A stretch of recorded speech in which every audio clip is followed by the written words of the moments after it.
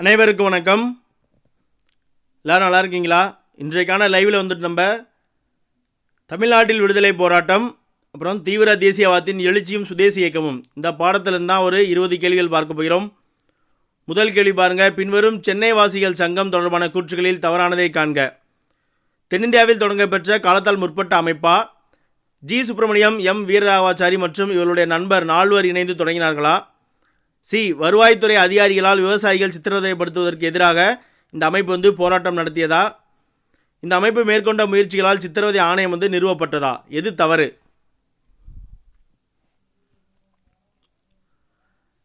Answer option B தான் தவறு. சரிங்களா? 1878 இந்த 3 பேர் இருக்காங்களா, ஜி சுப்பிரமணியம், வீரராகவாச்சாரி மற்றும் அவருடைய ஃப்ரெண்ட்ஸ், இவங்கெல்லாம் சேர்ந்து தி ஹிந்து அப்படிங்கிற ஒரு பத்திரிகையை துவங்குவாங்க. சரிங்களா?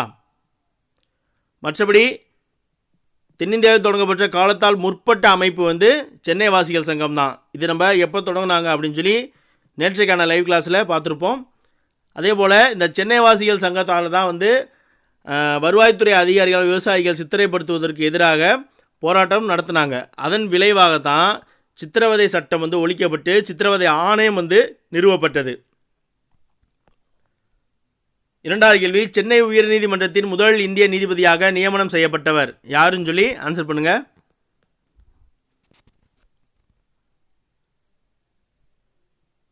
Answer D. முத்துசாமி அவர்கள் 1877ஆம் ஆண்டு சென்னை உயர்நீதிமன்றத்தினுடைய நீதிபதியாக நியமனம் செய்வார். அவர் நியமனம் செய்யப்பட்டதை பல பத்திரிகைகள், ஆங்கிலேய பத்திரிகைகள் எல்லாமே விமர்சனம் செய்தது. சென்னையை சேர்ந்த பல பத்திரிகைகள் விமர்சனம் செய்தது.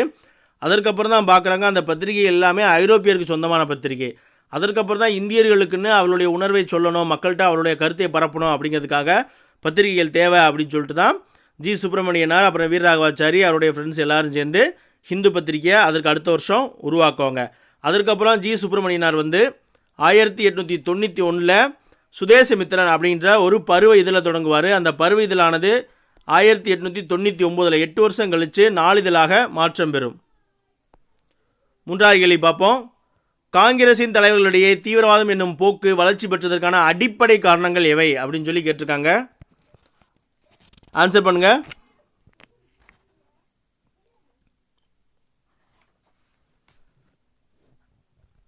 ஆன்சர் மேற்கண்ட அனைத்தும் சரி. சரிங்களா? அதாவது காங்கிரஸுக்குள்ளேயே உட்குழுக்கள் உருவாக ஆரம்பிச்சிச்சு. தீவிர தேசியவாதிகள், அப்புறம் மிதவாத தேசியவாதிகள், கருத்து வேறுபாடு இதெல்லாம் ஏற்பட்டது. மிதவாத தேசியவாதிகளால் ஏற்பட்ட மனச்சோர்வு, அவர்களுடைய செயல்பாடுகளால் சில தலைவர்களுக்கு மனச்சோர்வு ஏற்பட்டது. வங்காளத்தை பிரிக்கும் பொழுது மிதவாத தேசியவாதிகளால் ஒன்றும் செய்ய முடியல. அதனால் கர்சன் மீது அவர்களுக்கு ஏற்பட்ட கோபம், இது எல்லாம் சேர்ந்து தான் தீவிரவாதம் அப்படிங்கிற போக்கு வளர்ச்சி பெற்றதுக்கான முக்கிய காரணங்கள். சரிங்களா?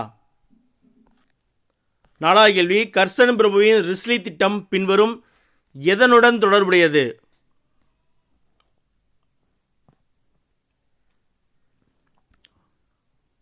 ரிஸ்லி திட்டம் அப்படின்னாலே என்னது, வங்க பிரிவினை. இது எப்போ அப்படின்னா 1903 என்ன பண்ணுவார், கர்சன் அவருடைய இந்தியாவின் பிரதேச மறுவிநியோகம் தொடர்பான குறிப்புகளில் ஒரு திட்டத்தை என்னது தீட்டியிருப்பார். அந்த திட்டம் பின்னாளில் திருத்தம் செய்யப்பட்டு மாற்றம் செய்யப்பட்டு ரிஸ்லி அறிக்கை அப்படின்னு சொல்லி வெளியிடப்பட்டது. சரிங்களா? வெளியிட்டாங்க. சூரத் பிளவு 1907. சுதேசி இயக்க காலம் கிட்டத்தட்ட 1905 தான் துவங்கும். சரிங்களா? ஐந்தாவது கேள்வி பொறுத்துக. கல்விக்கான தேசிய கழகம் தொடங்கப்பட்ட ஆண்டு?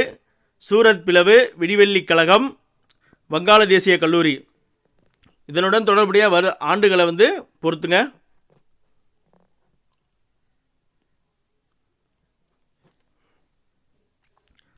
ஆன்சர் ஆப்ஷன் டி எல்லாமே நேரடியாகவே பொருந்திருக்கு. சரிங்களா? கல்விக்கான தேசிய கழகம், அதாவது சுதேசிய காலகட்டங்களில் என்ன பண்ணுறாங்கன்னா, இளைஞர்கள் மாணவர்கள் எல்லாருமே ஆங்கிலேய கல்வி நிறுவனங்களை விட்டு வெளியே வாங்க, அப்போ இந்தியர்களுக்கான கல்வி நிறுவனங்களை உருவாக்கணும், சுயமாக உருவாக்கணும் அப்படின்ற முயற்சியின் காரணமாக என்ன பண்ணுறாங்க, கல்விக்காக வங்காளத்தில் ஒரு தேசிய கழகத்தை 1905 உருவாக்குறாங்க. அதன் காரணமாகத்தான் வங்காள தேசிய கல்லூரி அப்படின்ற ஒரு கல்லூரி 1906 துவங்கப்பட்டது. ஆனால் மற்ற அனைத்து தேவைகளுமே இதை முழுமையாக பூர்த்தி செய்ய முடியல. அதன் காரணமாக இது தோல்வி அடைஞ்சது. சரிங்களா? சூரத் பிளவு 1907, சூரத் மாநாட்டில் ஏற்பட்டது. விடிவெள்ளி கழகம் அப்படிங்கிறது என்னென்னா, சதீஷ் சந்திரா அவர்களால் 1902 வங்காளத்தில் வந்து என்னது விடிவெள்ளி கழகமான துவங்கப்பட்டது. இந்த விடிவெள்ளி கழகம் தான் வந்து அப்போவே என்ன சொல்லுவாங்கன்னா வட்டார மொழியில் கல்வி அப்படிங்கிறத வந்து பிரபலமாக்கப்பட்டது. சரிங்களா? 6வது கேள்வி பார்ப்போம். சுதேசி கருத்துக்களை பரப்புரை செய்த முக்கிய 2 இதழ்கள் எவை அப்படின்னு சொல்லி கேட்டிருக்காங்க. ஆன்சர் பண்ணுங்க.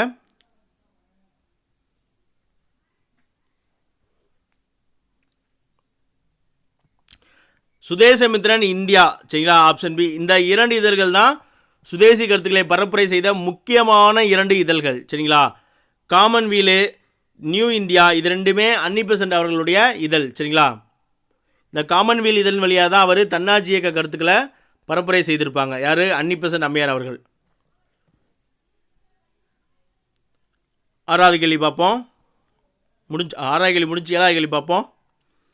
ஜி. சுப்பிரமணியம் அவர்களால் தேசிய வாழ்வின் அனைத்து தளங்களிலும் தங்களின் சார்பு நிலைக்கு எதிரான புரட்சி என கூறப்பட்ட நிகழ்வு எது அப்படின்னு சொல்லி கேட்டிருக்காங்க. ஆன்சர் பண்ணுங்க.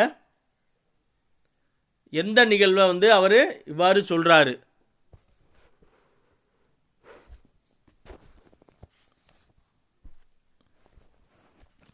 ஆன்சர் பார்த்தலாங்களா? அதாவது சுதேசி இயக்கத்தை தான் வந்து ஜி. சுப்பிரமணியன் அவர்கள் வந்து என்ன சொல்றாரு? தேசிய வாழ்வின் அனைத்து தளங்களிலும் தங்களின் சார்பு நிலைக்கு எதிரான புரட்சி அப்படின்னு சொல்றாரு. 8வது கேள்வி பார்ப்போம். தீவிர தேசியவாதிகள் இல்லாத புதிய காங்கிரஸ் எவ்வாறு அழைக்கப்பட்டது அப்படின்னு சொல்லி கேட்டிருக்காங்க. ஆன்சர் பண்ணுங்க.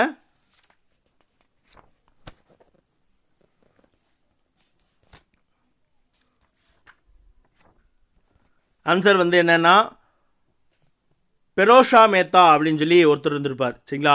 மேத்தா காங்கிரஸ் அப்படின்னு தான் அழைக்கப்பட்டது. அதாவது 1906 வந்து என்ன கல்கத்தா மாநாட்டில் மிதவாத தேசியவாதிகளுடைய கோரிக்கையை ஏற்று தாதாபாய் நவரோஜி வந்து தலைவர்களாக தேர்ந்தெடுக்கப்பட்டிருப்பார். சரிங்களா? அதனால் வந்து பிளவு அப்போதையே தவிர்க்கப்பட்டிருக்கும். சரிங்களா? அது வந்து எப்போன்னா 1906 மிண்டோ பிரபு வந்து இந்தியாவினுடைய வைஸ்ராயாக பணியமர்த்தப்பட்டிருப்பார். அப்பையிலேருந்தே வந்து தீவிர தேசியவாதிகளுக்கும் மிதவாத தேசியவாதிகளுக்கு இடையில் வந்து கருத்து வேற்றுமைகள் வந்து தீவிரமடைஞ்சு கொண்டே இருந்தது. சரிங்களா? அப்போ 1906 கல்கத்தா மாநாடு 22வது இந்திய தேசிய காங்கிரஸுடைய மாநாட்டுக்கு 3வது முறையாக தாதாபாய் நவரோஜி அவர்கள் வந்து தலைவராக தேர்ந்தெடுக்கப்படுவார். அதனால் வந்து பிளவு தவிர்க்கப்பட்டது.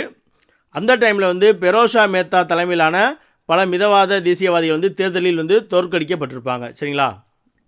யார்? தாதாபாய் நவரோஜிக்கு எதிராக பெரோஷா மேத்தாவின் தலைமையிலான தலைவர்கள் வந்து தோற்கடிக்கப்பட்டிருப்பாங்க.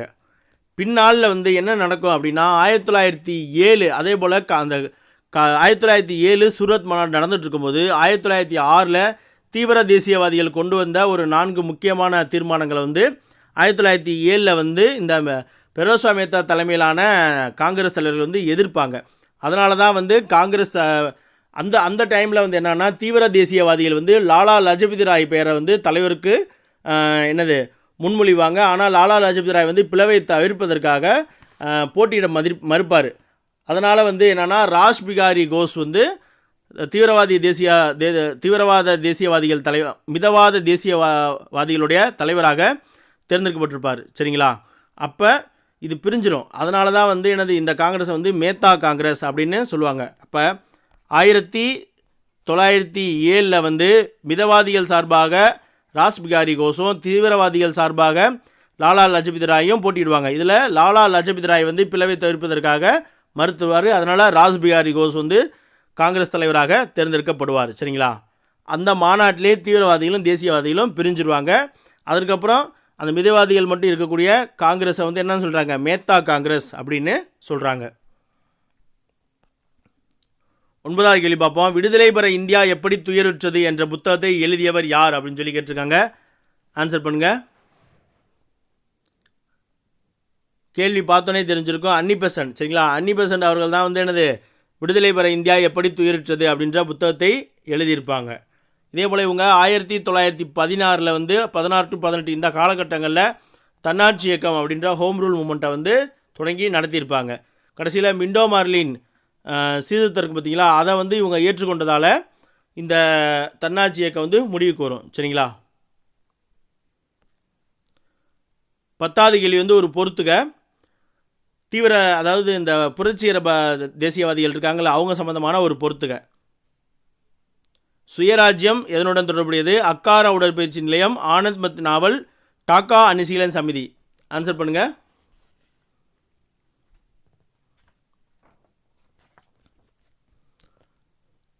அதாவது 1908 தீவிர தேசியவாதம் வந்து சரிவுற்று என்னது புரட்சிகர தேசியவாதம் அப்படின்ற ஒரு விஷயங்கள் வந்து ஏற்படுது. சரிங்களா? சுயராஜ்யம் அப்படின்னு சொன்னவர் யார்? சுயராஜ்யம் எனது பிறப்புரிமை அடைந்தே தீர்வேன் அப்படின்னு சொன்னவர் யார் அப்படின்னு பார்த்தீங்கன்னா பாலகங்காதர திலகர். சரிங்களா? பாலகங்காதர திலகர் தான் அவ்வாறு சொல்லியிருப்பார். அக்காரா உடற்பயிற்சி நிலையம், அக்காரா அதாவது எஃகு போன்ற உடலையும் நரம்பையும் உருவாக்குவதற்காக அக்காரா அப்படின்ற பயிற்சி நிலையங்கள் வேணும் அப்படின்னு சொல்லி விவேகானந்தர் வந்து சொல்லியிருப்பார். சரிங்களா? விவேகானந்தர் சொல்லியிருப்பார். ஆனந்த் மத் இல்லைன்னா ஆனந்த மடம் அப்படின்ற நாவலை வந்து பக்கிம் சந்திர சட்டர்ஜி அவர்கள் வந்து எழுதியிருப்பாங்க. அதில் அந்த நாவலில் வந்து புரட்சிகர தேசியவாதிகள் எல்லாரும் விரும்பி படிக்கக்கூடிய ஒரு நாவலாக இருந்தது. அதுலேருந்து ஒரு பாட்டு தான் வந்தே மாதரம், நம்முடைய தேசிய பாடலாக இருக்கக்கூடிய வந்தே மாதரம் பாடல். சரிங்களா? டாக்கா அனுசீலன் சமிதி. சரிங்களா? டாக்கா அனுசீலன் சமிதி இந்த அமைப்பை வந்து புலின் பிகாரி தாஸ் அப்படிங்கிறவர் வந்து என்னது துவங்கியிருப்பார். டாக்கா அனுசீலன் சமிதியை புலின் பிகாரி தாஸ் அப்படிங்கிறவர் தான் தொடங்கியிருப்பார். அப்போ பார்த்தீங்கன்னா 2, 3, 4, 1 எங்கே இருக்குது? 2, 3, 4, 1 ஆப்ஷன் பி தான் கரெக்டு. சரிங்களா? ஆப்ஷன் பி தான் கரெக்ட். அடுத்த கொஸ்டின் பார்ப்போம். தமிழ்நாட்டில் நடைபெற்ற ஒத்துழையாமை இயக்கத்தின் முக்கிய அம்சமாக திகழ்ந்தது டேஷ். ஆன்சர் பண்ணுங்க.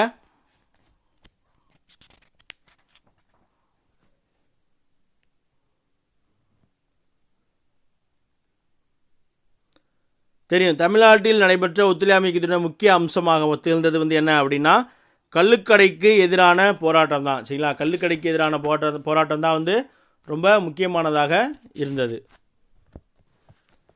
இந்த தமிழ்நாட்டில் நடந்த ஒத்துழையாமை இயக்க போராட்டத்துக்கு தலைமை தாங்கியவர் யார் அப்படின்னு பார்த்தீங்கன்னா தந்தை பெரியாரும் ராஜாஜி அவர்கள் தான் வந்து எனது தலைமை தாங்கி நடத்திட்டு இருப்பாங்க. ஏன்னா அந்த காலகட்டங்களில் வந்து கிட்டத்தட்ட 1921, 22, 23 இந்த காலகட்டங்களில் தந்தை பெரியார் தான் வந்து தமிழ்நாடு காங்கிரஸ் கமிட்டியினுடைய தலைவராக செயல்பட்டிருப்பார். சரிங்களா? தமிழ்நாடு காங்கிரஸ் கமிட்டியினுடைய தலைவராக செயல்பட்டிருப்பார். அதே போல் இந்த சென்னை சத்தியாகிரக சபை இருக்குது பார்த்தீங்களா? இந்த சென்னை சத்தியாகிரக சபை வந்து வேதாரண்ய உப்பு சத்தியாகிரகம் நடந்துச்சு இல்லையா? அந்த காலகட்டங்கள் இல்லை 1919 வந்து ரவுலட் சட்டத்திற்கு எதிரான போராட்டங்கள் நடந்துச்சு இல்லையா? அப்போ தான் வந்து சென்னை சத்தியாகிரக சபை அப்படின்ற ஒரு அமைப்பு வந்து உருவாக்கப்பட்டது. சரிங்களா? இந்த ஒத்துழையாமை இயக்கத்தை ஏற்றுக்கிட்டு தான் காயிதே மில்லத் அவர்கள் வந்து கல்லூரி படிப்பை விட்டுட்டு என்னது ஒத்துழையாமை இயக்க போராட்டத்தில் கலந்து கொள்வார். 12வது கேள்வி பார்ப்போம். தமிழ்நாட்டில் சுயராஜ்ய கட்சியினருக்கு தலைமை ஏற்றவர்கள் யார் அப்படின்னு சொல்லி ஆன்சர் பண்ணுங்க.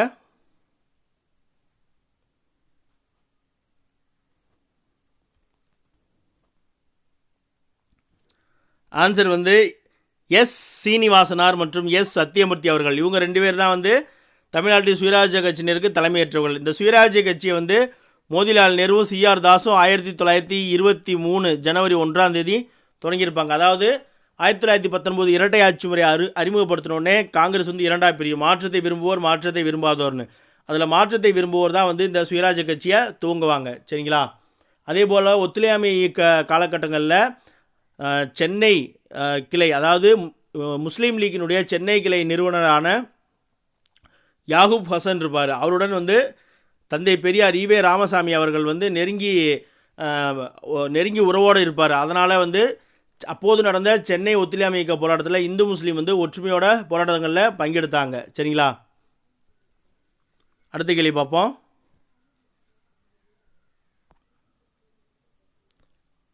திலகர் தனது டேஷ் பத்திரிகையில் சுதேசி கப்பல் நிறுவனத்தின் வெற்றி குறித்து எழுதினார் அப்படின்னு சொல்லி கேட்டிருக்காங்க. ஆன்சர் பண்ணுங்க.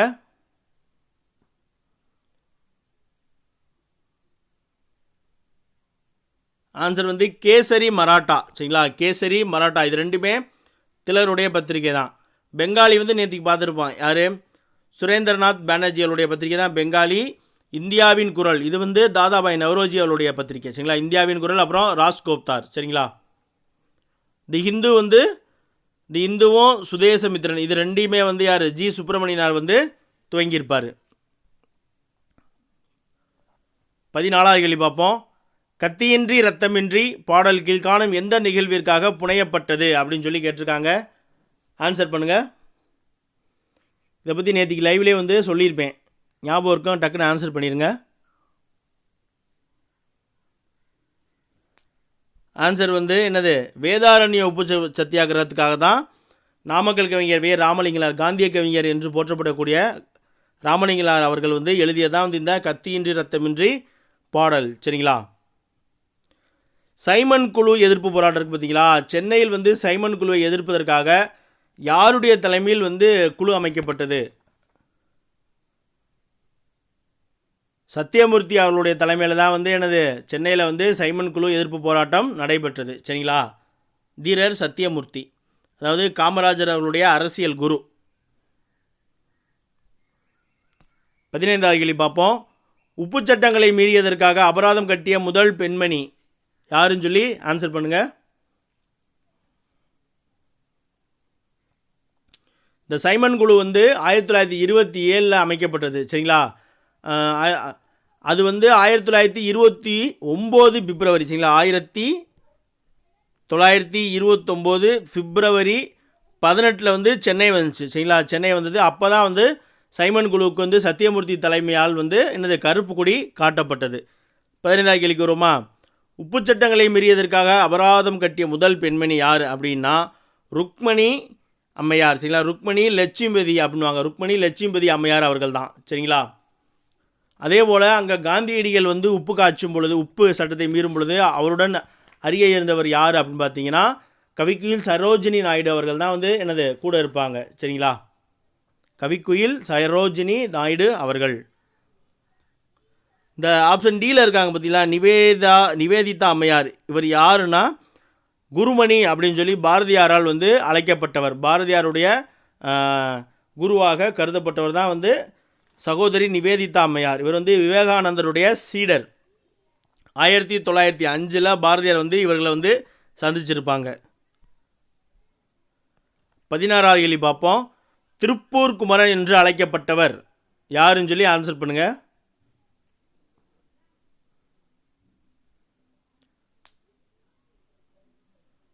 ஆன்சர் வந்து ஆப்ஷன் சி, OKSR குமாரசாமி, சரிங்களா. அவர் தான் வந்து திருப்பூர் குமரன் அப்படின்னு சொல்லி அழைக்கப்பட்டவர். 1932 ஜனவரி 11, சரிங்களா. திருப்பூரில் வந்து கொடிகளை ஏந்தியவனம் நாட்டுப்பற்று மிக்க பாடலை பாடிக்கொண்டு ஊர்வலமாக போனாங்க. அந்த கூட்டத்தில் வந்து காவல்துறையினர் வந்து கடுமையாக அடித்து உதைத்தார்கள். அதில் வந்து ஒருத்தர் கடுமையான அடி வாங்கி இறந்த நிலையிலும் வந்து கையில் பிடித்திருந்த தேசிய கொடியை விடாமல் அப்படியே பிடித்திருந்தார். அவர் அடக்கம் பண்ணும்போது கூட அந்த கொடியை எடுக்க முடியல, அப்படியே தான் வச்சு அடக்கம் பண்ணாங்க. அதனால் அவரை வந்து கொடிகாத்த குமரன் அப்படின்னு சொல்லி சொல்கிறாங்க. திருப்பூர் ரயில் நிலையத்துக்கு அருகில் வந்து தமிழ்நாடு அரசு வந்து அவருக்கு வந்து ஒரு உருவச்சிலை வந்து நிறுவியுள்ளது, சரிங்களா. அதே போல் இந்த டி பிரகாசம், சர்தார் வேதரத்தினம் இவங்கெல்லாம் யார் அப்படின்னா இவர்கள் எல்லாருமே வந்து ஒரு வேதாரண்ய உப்பு சத்தியாகிரகம் நடந்துச்சு இல்லையா, அந்த டைமில் வந்து இவங்க வந்து பங்கெடுத்தவங்க, சரிங்களா. அடுத்து நம்ம 17வது கேள்வி பார்ப்போம். சுதேசி முயற்சிகளை பாராட்டி சுதேசி கப்பல் கம்பெனியின் பங்குகள் விற்க உதவியவர் யாருன்னு சொல்லி ஆன்சர் பண்ணுங்கள்.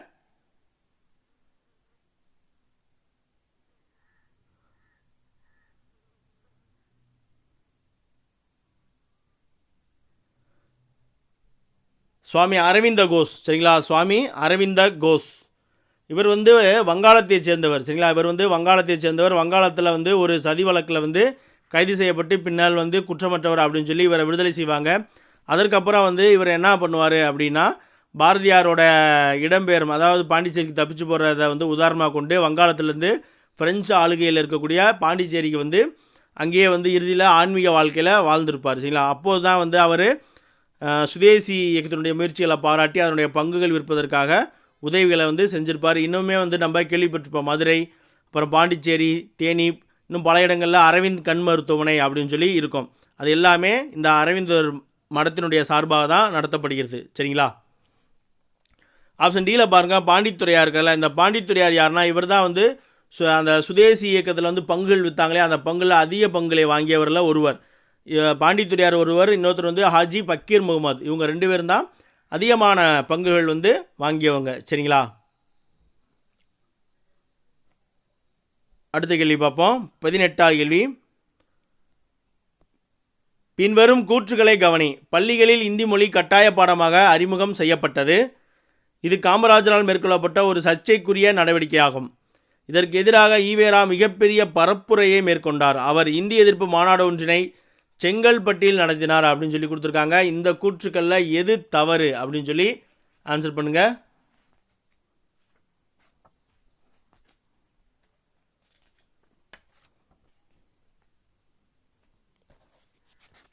எந்தெந்த கூற்று தவறு?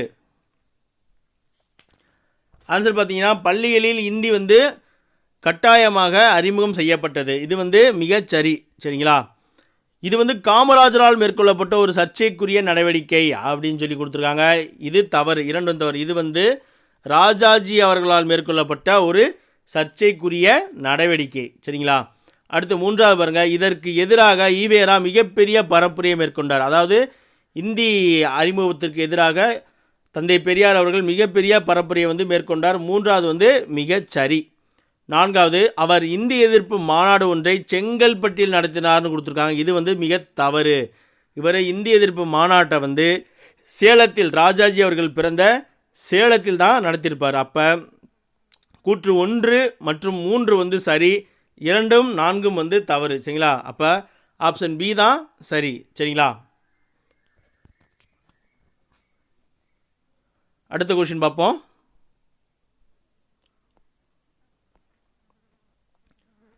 திலகரின் டெனட்ஸ் ஆஃப் நியூ பார்ட்டி என்னும் நூலை தமிழில் மொழிபெயர்த்தவர் யார் அப்படின்னு சொல்லி கேட்டிருக்காங்க.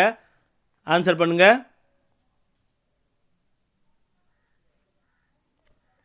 டெனட்ஸ் ஆஃப் நியூ பார்ட்டி, இந்த நூலை வந்து தமிழில் மொழிபெயர்த்தவர். திலகரோடு சம்மந்தப்பட்டவங்க யார் அப்படின்னு பார்த்தீங்கன்னா, கிட்டத்தட்ட ஒரு 3 பேர் இதில் சம்மந்தப்பட்டிருப்பாங்க. சரிங்களா? இதில் வந்து மொழிபெயர்ப்பு அப்படின்னா மேக்சிமம் வந்து சுப்பிரமணிய பாரதியார் தான். சரிங்களா?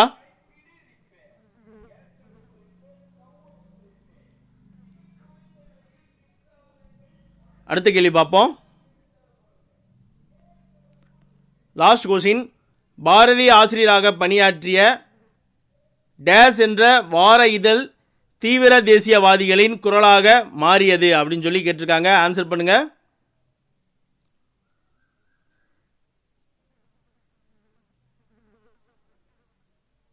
பாரதி ஆசிரியர் அப்படின்னே நமக்கு தெரிஞ்சிடும். என்னது? இந்தியா. சக்கரவர்த்தினியும் வந்து பாரதி ஆசிரியராக இருந்த ஒரு இதழ் தான். ஆனால் சக்கரவர்த்தினி வந்து பெண்களுக்காகவே வந்து அந்த இதில் வந்து பாரதியார் வந்து நடத்தியிருப்பார். பெண்களுக்காக அதில் வந்து அவர் குரல் வெண்பாக்களையும் நடத்தியிருப்பார். சரிங்களா? பாரதி ஆசிரியராக பணியாற்றிய இந்தியா அப்படிங்கிற வார இதழ் தான் வந்து தீவிர தேசியவாதிகளின் குரலாக மாறியது. சரிங்களா?